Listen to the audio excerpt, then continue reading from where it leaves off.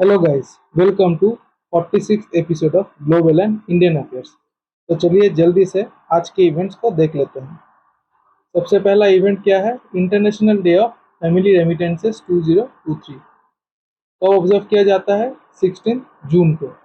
International Day of Family Remittances is celebrated annually on June 16 to recognize the contributions made by more than 200 million expatriates to better the lives of their family members back home.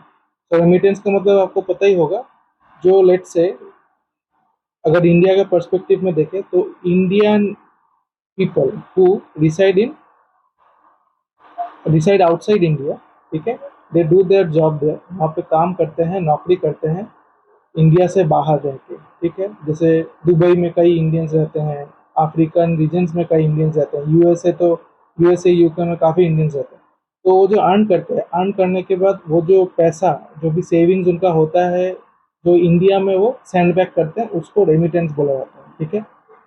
सो इसी का significance, ठीक है, observe करने के लिए international Day of family remittance observe किया जाता है on 16 June.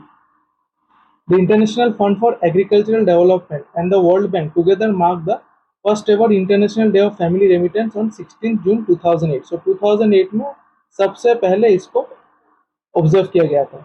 To highlight the role of migrant workers and their remittances in improving the economy of developing countries. So migrant workers आपको समझ में आ ही गया होगा, so खुद का देश छोड़ के दूसरे देश में जाके जो नौकरी करते हैं। The International Day of Family Remittance was adopted by United Nations General Assembly on 16 June 2015 and was internationally recognized. So United Nations General Assembly ने 16 जून 2015 को ये डे जो है अडॉप्ट कर लिया था, ठीक है, एंड उसके बाद इसको इंटरनेशनल रिकॉग्निशन मिल गया।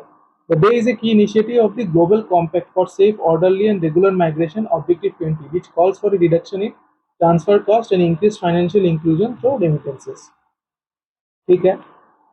In 1901, Italy became the first country in the world to enact a law to protect remittances. So 1901 में इटली जो है सबसे पहली कंट्री बन चुकी थी to enact a law to protect remittances, ठीक है। सो ये जो एक देश से दूसरे देश में जो पैसा जाता है, ठीक है, थ्रू इट्स माइग्रेंट वर्कर्स, उसको प्रोटेक्ट करने के लिए इटली ने सबसे पहले लॉ इनेक्ट किया था। In September 2008, the World Bank established the first international database of remittance prices, ठीक है। तो सितंबर 2008 में वर्ल्ड बैंक ने इंटरनेशनल डेटाबेस ये स्थापित किया था फॉर रेमिटेंस प्राइसेस, ठीक है। सो ये जो कन्वर्जन है, एक देश से दूसरे देश में जो अमाउंट भेजा जाता है, उसको टैकल करने के लिए ये डेटाबेस सिस्टम बनाया गया था, ठीक है। Since 2008 India has been the largest recipient of remittances. So India जो है 2008 से सबसे लार्जेस्ट रेसिपिएंट ऑफ रेमिटेंसेस है, मतलब इंडियन पीपल, ऑब्वियसली इंडिया का तो अभी पॉपुलेशन भी सबसे हाईएस्ट हो गया है, तो नंबर ऑफ पीपल जो बाहर रहते हैं इंडिया से वो भी काफ़ी बढ़ चुका है। तो इसके वजह से क्या है कि रेमिटेंस का अमाउंट भी या फिर टोटल नंबर ऑफ रेमिटेंसेस भी बढ़ चुका है, ठीक है। The theme for this year is digital remittances towards financial inclusion and cost reduction. So ये है इस साल का थीम। तो क्वेश्चन कैसा बन जाता है? क्वेश्चन है कि international Day of Family remittances कब ऑब्जर्व किया जाता है? 16 जून को। कब फर्स्ट टाइम एस्टेब्लिश किया गया था, ऑब्जर्व किया गया था? 2008 को। इंटरनेशनल रिकॉग्निशन कब मिला? 16 जून 2015 को, ठीक, by the United Nation General Assembly. चलते हैं नेक्स्ट इवेंट पे। The Nehru Memorial Museum and Library Society has been renamed as Prime Minister's Museum and Library Society. The museum is located in Teen Murti Bhavan, New Delhi. So Nehru Memorial Museum and Library Society जो न्यू दिल्ली में था, तीन मूर्ति भवन में ही था, उसको after some expansion and construction Prime Minister's Museum and Library society बना दिया गया है। तो क्वेश्चन ऐसा आ सकता है कि prime Minister's Museum and Library society कहाँ पे है? न्यू दिल्ली में, ठीक है। सो पहले वो Nehru Memorial Museum and Library Society था, अभी Prime Minister's Museum and Library Society हो चुका है।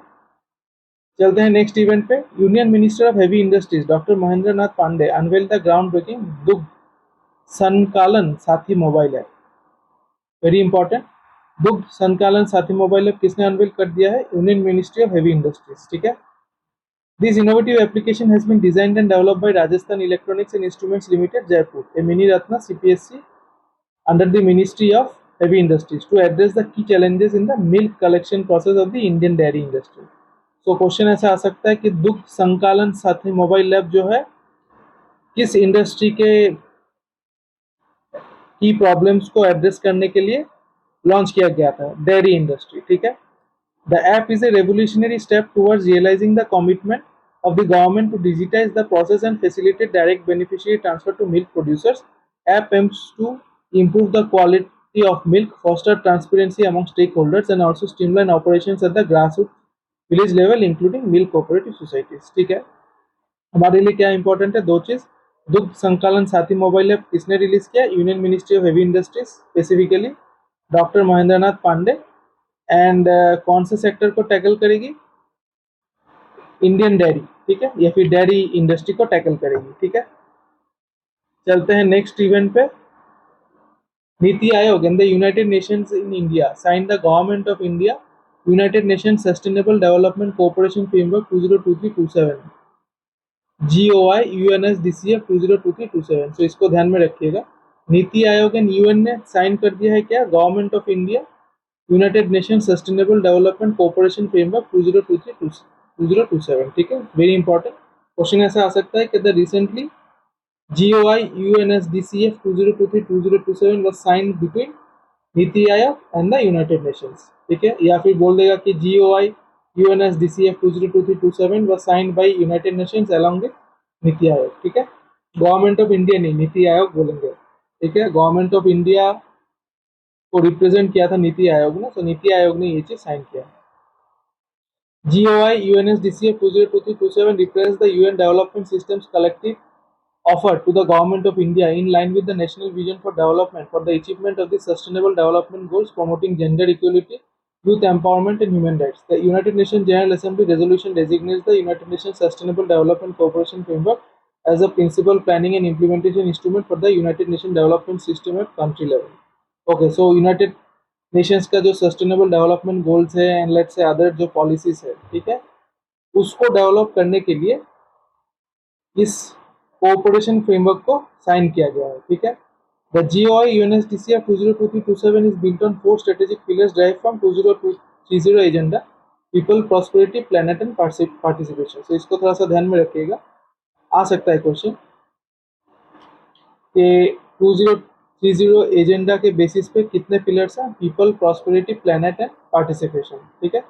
4 interlink pillars of 6 outcome areas focusing on health and wellbeing, nutrition and food security, quality education, economic growth, decent work, environment, climate, वाश and resilience and empowering people, communities and institution, ठीक है। दो चीज हमको ध्यान में रखना है, नीति आयोग एंड यूएन ने साइन कर दिया है GOI UNSDCF 2023-2027 एंड इस ऑपरेशन फ्रेमवर्क के 4 पिलर्स है, people, prosperity, planet and participation, ठीक है।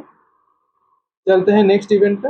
Pakistan and Sri Lanka will host the Asia cup 2023 cricket tournament which will be held from 31 August to 17 September 2023। So Pakistan Sri Lanka दो कंट्रीज में इस इवेंट को होस्ट किया जाएगा, एशिया कप 2023, ठीक है। सो ध्यान में रखिएगा, क्वेश्चन आ सकता है कि which of the following countries will host the Asia cup 2023? Pakistan, Sri Lanka both होना चाहिए, ठीक है। Total 6 teams will participate in the event, ये भी इंपॉर्टेंट है, आ सकता है कि how many teams participated in the Asia cup 2023? 6 teams. Nepal qualified the ACC Men's Premier League earlier in May and will be one of the new teams. So ये हम लोगों ने बात किया था कि ACC मेंस प्रीमियर लीग जो है नेपाल जीत चुकी है and Nepal became the one of the new teams to participate in Asia cup 2023, ठीक है। सो नेपाल जो है नई टीम बन चुकी है एशिया कप 2023 में पार्टिसिपेट करने के लिए। तो यहाँ से 3 क्वेश्चन पॉसिबल है, एक तो है कि एशिया कप 2023 कहाँ पे होगा? पाकिस्तान श्रीलंका में। दूसरा है कितना टीम्स पार्टिसिपेट करेंगे? 6 टीम्स। तीसरा है which of the following countries is the newest team to participate in Asia cup 2023? Nepal, ठीक है। चलते हैं नेक्स्ट इवेंट पे। Indian Navy launch the Julley Ladakh outreach program in Ladakh aimed at increasing awareness about the service and engaging with the local youth and civil society। तो Indian navy ने launch कर दिया है एक प्रोग्राम कॉल्ड जूले लद्दाख, ठीक है। तो इसको क्वेश्चन में कैसे आ सकता है, मतलब एग्जाम में कैसे आ सकता है कि which of which of the following या हु अमंग द फॉलोइंग, ठीक है, which of the following organisations या इंस्टीट्यूशंस या who among the following recently launched the Jule Ladakh outreach program in Ladakh. So the Indian Navy launched the Jule Ladakh outreach program in Ladakh. ठीक है. A highlight of this initiative is 5,000-kilometer motorcycle expedition which was ceremoniously flagged off from the National War Memorial by Sanjay Jasjit Singh, Vice Admiral Sanjay Jasjit Singh, Vice Chief of Naval Staff. Okay, ठीक है, उतना important नहीं है. चलते हैं next event पे. India permanent representative to the UN ambassador Ruchira Kamboj. So India के permanent representative to the UN कौन है? Ambassador Ruchira Kamboj. Had introduced draft resolution titled Memorial Wall for Fallen UN Peacekeepers to establish a memorial wall in the UN headquarters to honor fallen peacekeepers. Resolution was submitted by 18 countries including Bangladesh, Canada, China, Denmark, Egypt, France, India, Indonesia, Jordan, Nepal, Rwanda and the US. UN General Assembly adopted the resolution which was co-sponsored by 190 UN member states. Okay. So दो चीज यहाँ से important है. एक तो which of the following countries introduced the draft resolution titled Memorial Wall for Fallen Union Peacekeepers? वो है India. ठीक है. दूसरा है कि home on the following is the in permanent representative to the UN. ठीक है, रुचिरा कंबोज. ये दो चीज आप ध्यान में रखिएगा और ये भी ध्यान में रख दीजिएगा. Resolution was submitted by 18 countries. So ये जो रेजोल्यूशन है ये एक्चुअली इसमें 18 कंट्रीज ने सबमिट किया था बट इंट्रोड्यूस किया था यूनाइटेड नेशन जनरल असेंबली में इंडिया ने. ठीक है, इसको थोड़ा सा ध्यान में रखिएगा. चलते हैं नेक्स्ट इवेंट पे. 5 of the landmark building structures in Telangana were adjudged winners of the International Green Apple Awards for Beautiful Buildings by the Green Organization, a London-based non-profit. तो London based non profit organisation green organisation ने international green apple awards for beautiful buildings दिया है जिसमें से 5 award Telangana को मिल चुका है. ठीक है, सारे अवार्ड्स का डिटेल्स मुझे मिला नहीं, मुझे तेलंगाना के बारे में ही पता चला. तो क्योंकि इंटरनेशनल इवेंट है तो मे भी दूसरे कंट्रीज में मिला है. हमको तो इंडिया से ज़्यादा कॉन्सर्न रहना चाहिए. सो इंडिया में तेलंगाना स्टेट को मिल गया है 5 अवार्ड्स. तो ये ज़्यादा इंपॉर्टेंट है. किस किस कैटेगरी में अवार्ड्स मिला है देख लेते हैं. Award in the heritage category for excellent restoration and reuse Moazzam Jahi market, sorry मुआज्जम जाही मार्केट.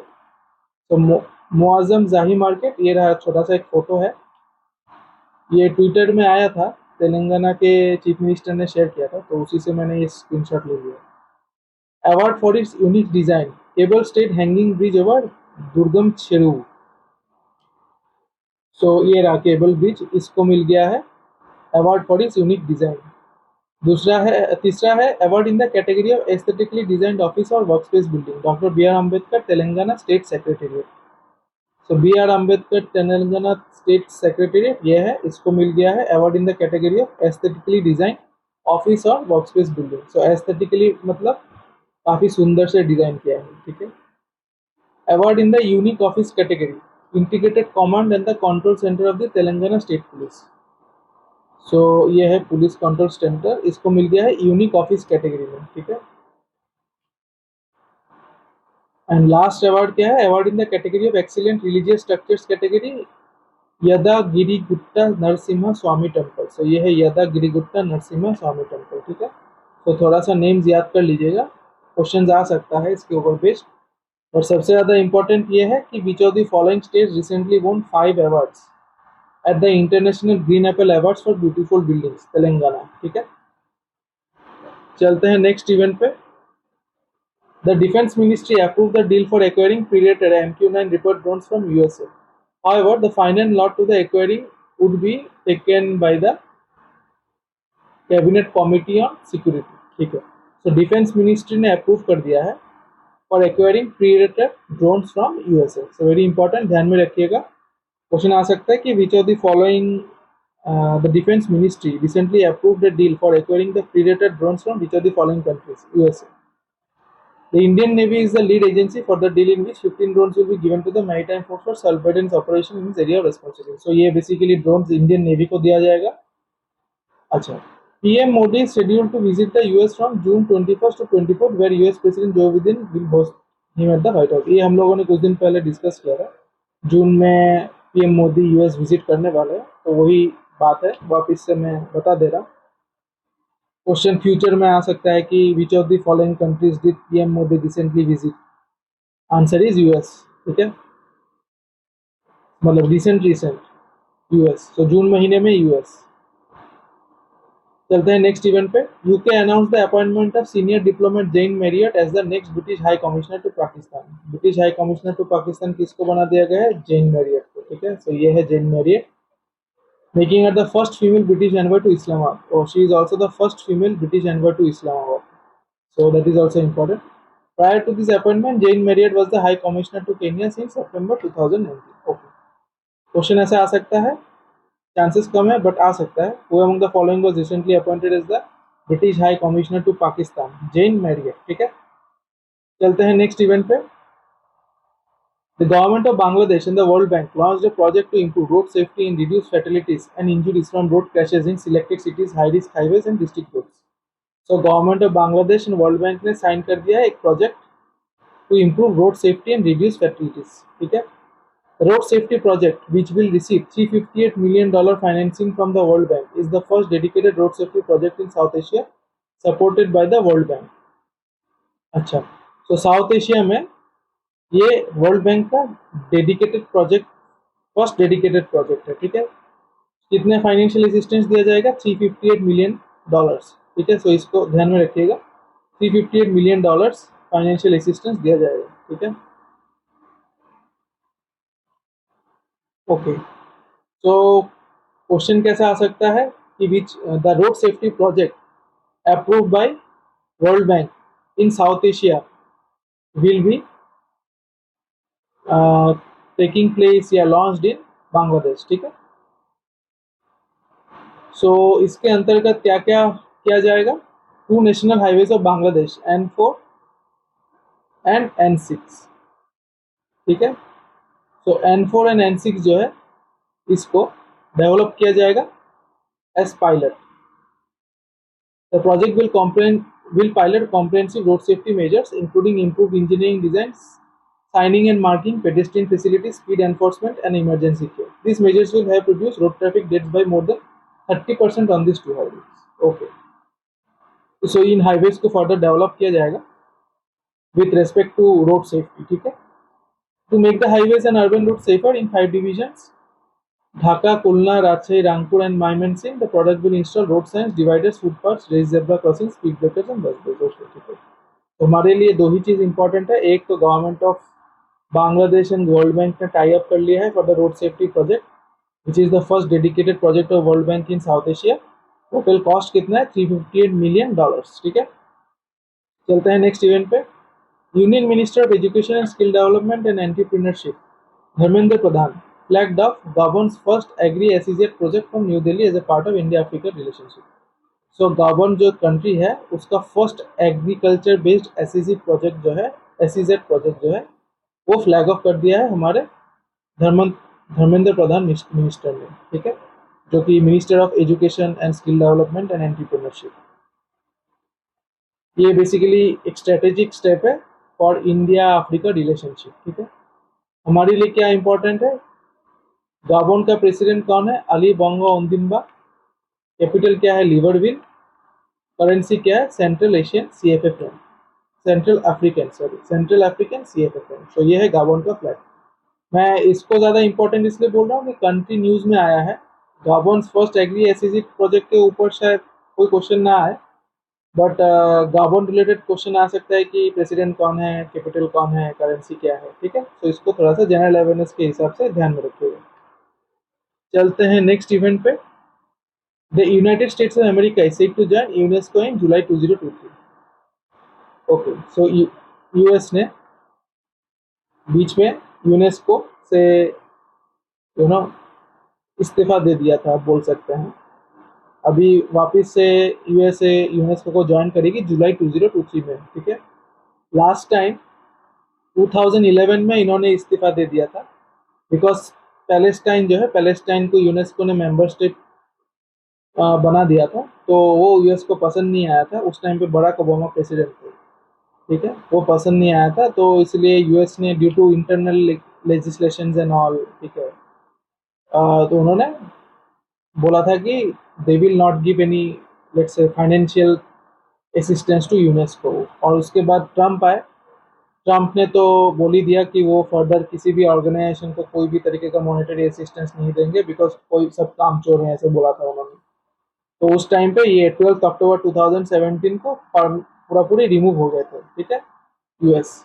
अभी वापस से ये जुलाई 2023 में they will become the member of the UNESCO, ठीक है।